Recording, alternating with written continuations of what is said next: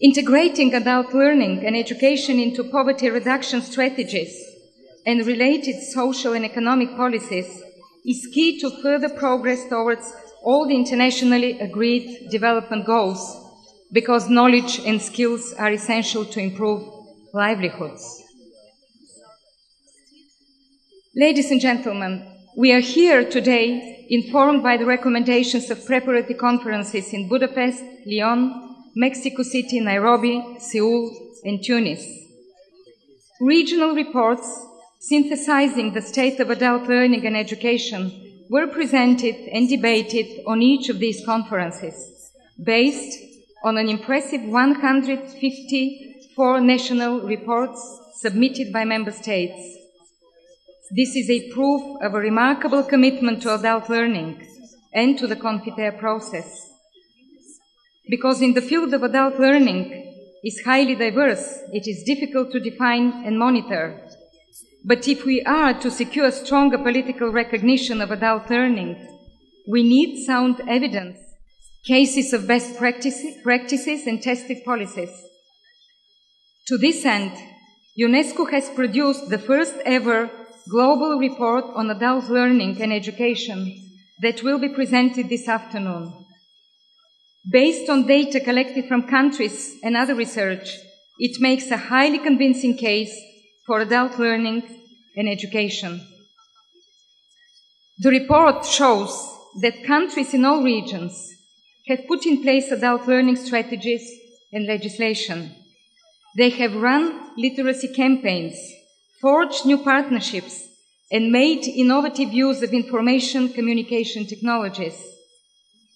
But these initiatives need scaling. Exclusion prevails in all regions. Low participation among groups who stand to benefit most from adult education maintains a cycle of poverty and inequality. Adult learning is chronically underfunded and tends to suffer from poor coordination among the various partners involved. It is evident that much more needs to be done. 12 years ago, in Hamburg, CONFINTEA 5 established learning as a right, a tool, a joy, and as a shared responsibility. So how do we make this reality? We need effective, transparent, and accountable action for lifelong learning.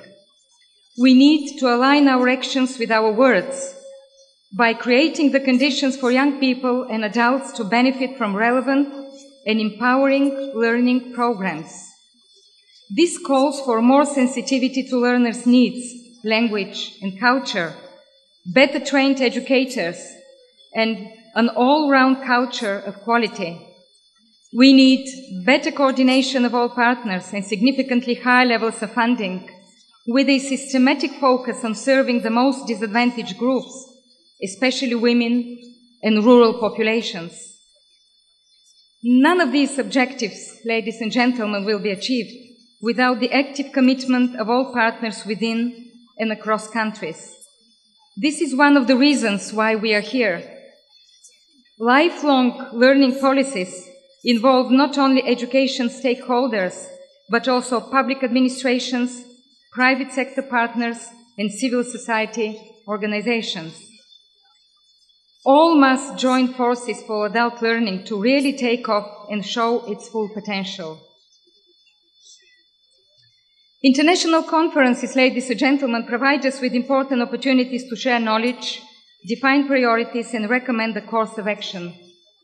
What really matters is to translate our commitments into comprehensive national policies that benefit youth and adults, especially the most vulnerable. To support the follow-up of CONFINTEA 6, UNESCO has prepared the draft Belém framework for action that is based on the regional synthesis reports and outcome documents.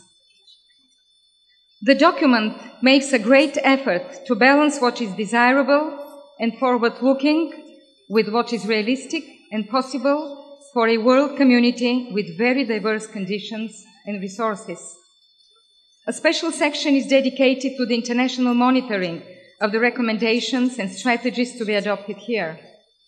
I'm confident that you will finalize and adopt the framework with a shared sense of responsibility. As we begin, let me extend my warmest thanks once again to the Ministry of Education of Brazil and to the State of Pará for so generously hosting this conference. We are all the more grateful in light of the tremendous efforts you made to reschedule it. There is a silver lining in every cloud. In this case, the change in timing has given me the great privilege to attend as Director-General of UNESCO. Let me reiterate our appreciation for your sizable financial contribution and your steadfast commitment to adult learning. I'm confident that a new momentum for adult learning will be born here in Belém and carried across lands and oceans to learners throughout the world. I would also like to take this opportunity to express my great pleasure that Princess Florentine of the Netherlands, UNESCO's new special envoy on literacy for development, is with us today. It is my sincere hope that, drawing on your commitment and expertise, UNESCO will make progress in further increasing the literacy rates of children, youth, and adults. I cannot close without mentioning of the current financial and economic crisis that has spread from high-rise corporate banks to towns and villages the world over. It is hitting the most vulnerable hardest and making our world more insecure. Behind forecasts of curtailed growth, deeper poverty, and job losses lies a human tragedy that we must act to avert with intelligence and vision. Investing in adult learning and education is to invest in hope and opportunity. It is part of the way out of the crisis. The financial crisis cannot serve as a justification for reducing resources for education.